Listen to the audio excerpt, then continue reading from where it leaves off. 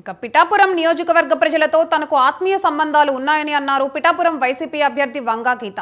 సమాచార లోపంతో జనసేన అధినేత పవన్ కళ్యాణ్ ఇష్టమొచ్చినట్లు మాట్లాడుతున్నారని ఆమె మండిపడ్డారు. తాను ప్రజారాజ్యం పార్టీలోకి రాకముందే జిల్లా పరిషత్ చైర్మన్ గా, రాజ్యసభ సభ్యురాలిగా 11 ఏళ్ల అనుభవం ఉందని గుర్తు చేశారు. ఎన్నికల్లో అన్ని వర్గాలు తన వైపే ఉన్నాయని, ఖచ్చితంగా పవన్ కళ్యాణ్ ని ఓడించి అసెంబ్లీలో అడుగు పెడతానని అంటున్న వైసీపీ అభ్యర్థి వంగా గీతతో మా కాకినాడ ప్రతినిధి Naveen face to face.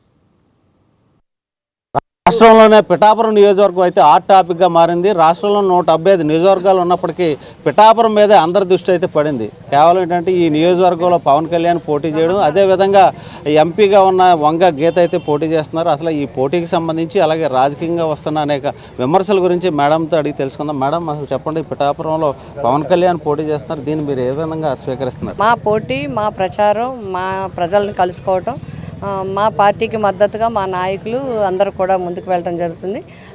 Jaganmohan Reddy గారు నాకు పోటీ చేసే అవకాశాన్ని ఇచ్చారు. మరి రెండోసారి ప్రజలకు సేవ చేసే అవకాశం రావటం నా అదృష్టంగా భావిస్తున్నాను.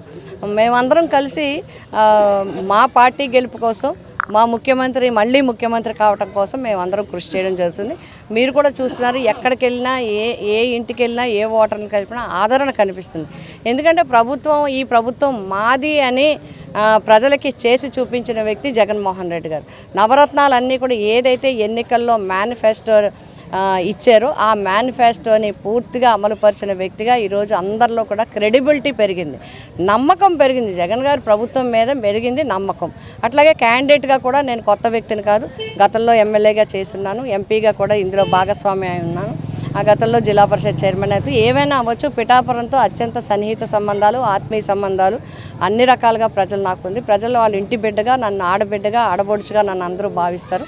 కాబట్టి తప్పకుండా మా పార్టీ విజయం సాధిస్తుందనే సంపూర్ణ విశ్వాసం మాకుంది. మేడం, అంటే మీరు రాజకీయంలోకి వచ్చిన దగ్గర నుంచి ఏ విధమైన ఓటమి అనేది ఎరగలేదు. అయితే ఈ రాజకీయాల్లోకి మిమ్మల్ని తీసుకొచ్చాయని చెప్పేసి పవన్ కళ్యాణ్ చెప్తున్నారు, దాన్ని ఏ విధంగా చూడొచ్చు అంటారు?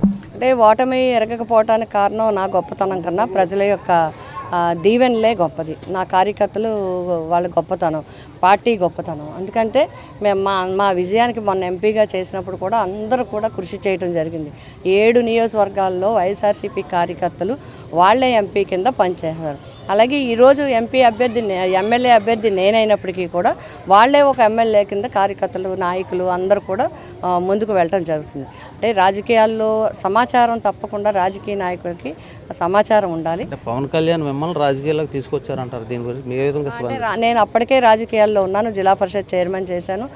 స్టేట్ లెవెల్ పోస్టులు కానీ, జిల్లా లెవెల్ పోస్టులు కానీ, ఇవన్నీ కూడా చాలా పోస్టులు చేసే అవకాశం నాకు ఆ రోజు వచ్చింది.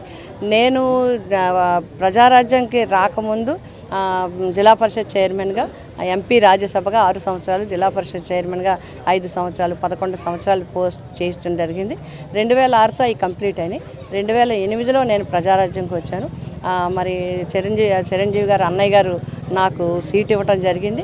295 నియోజకవర్గాలు రాష్ట్రంలో పోటీ చేస్తే 18 నియోజకవర్గాల్లో నెగ్గటం జరిగింది. అందులో పిఠాపురం ప్రజలు నాకు కూడా ఒక పెద్ద గౌరవాన్ని ఇచ్చారు.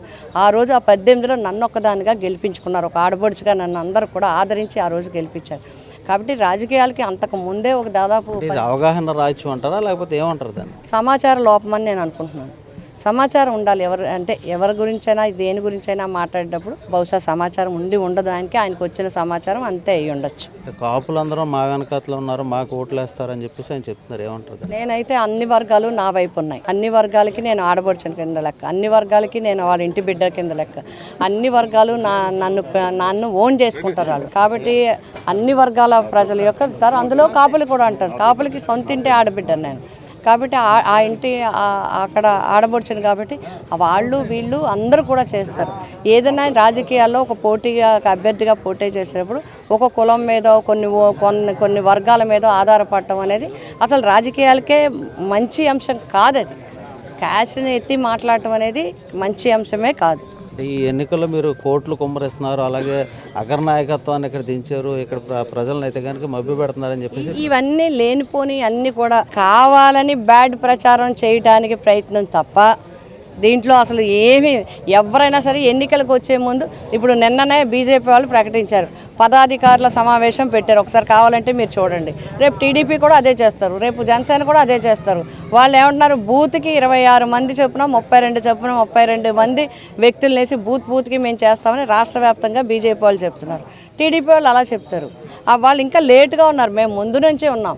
మా జగన్మోహన్ రెడ్డి గారు ప్రభుత్వాన్ని నడిపించడంలో 2019 నుంచి 24 వరకు ప్రజలకు ఏం కావాలో అవి చేసి చూపించారు. అంతేకాకుండా ఎన్నికలకి సాధారణంగా ఎప్పుడైనా మీరు చూడండి, అధికార పార్టీ వెనక పెడుతుంది. ఎందుకంటే అందరూ పోటీకి వచ్చేస్తారు, ఎట్లా చేస్తారు. కానీ ఎన్నికలకి సిద్ధంగా మేము దగ్గర 6-7 నెలల నుంచి సిద్ధంగా ఉన్నారు.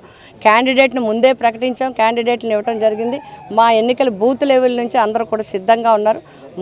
మేము గెలవటానికి కావలసిన విధానాన్ని మేము పాటించుకుంటూ వెళ్తాం తప్ప వాళ్ళు ఎన్ని డబ్బులు పంచుతారు అంటే, మీరు రేపొద్దున్న రిజల్ట్ వాళ్ళకి వ్యతిరేకంగా వస్తే ఏమంటారంటే వాళ్ళు డబ్బులు పంచారు, వెళ్ళిపోయింది, ఓటుకు 1,00,000 పంచారు, లేకపోతే ఈవీఎంలు పనిచేయలేదు, లేకపోతే ఎలక్షన్ కమిటీ చూడలేదు, రకరకాల కారణాలు చెప్పడానికి ముందే కారణాలు ఎత్తుక్కోవడం అనేది కరెక్ట్ కాదు.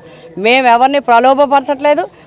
మేము చేసిన పనులే, జగన్మోహన్ రెడ్డి గారు చేసిన పనులే మాకు బలం, భరోసా. ప్రజలందరూ కూడా, మెజారిటీ ప్రజలు అందరూ కూడా మా వైపే ఉన్నారు. ప్రజలైతే కనుక పూర్తి మద్దతు ఇస్తున్నారు. అదేవిధంగా కేడర్ కూడా సంపూర్ణ మద్దతు అయితే ప్రకటిస్తున్న పరిస్థితి ఉంది. అదేవిధంగా సీఎం జగన్మోహన్ రెడ్డి చేస్తున్న సంక్షేమ కార్యక్రమాలు, అదేవిధంగా పవన్ కళ్యాణ్ అయితే ఓడించడానికి ఇవన్నీ కూడా ఉపయోగపడతాయి. మేము ఏ విధమైన ప్రలోభాలకు గురి చేయట్లేదు. ప్రజలందరూ కూడా మాకు మద్దతు అయితే ఇస్తున్నారు. ఎట్టి పరిస్థితుల్లోని ఈ నియోజకవర్గం నుండి వైసీపీ ఖాతాలో అయితే ఈ పిఠాపురం నియోజకవర్గాన్ని వేసుకుంటాం, పవన్ కళ్యాణ్ ఓడిస్తామని చెప్పి చెప్తున్న పరిస్థితి. ఇది తాజా పరిస్థితి. కెమెరామెన్ సురేష్తో నవీన్, స్వతంత్ర న్యూస్, కాకినాడ నుంచి.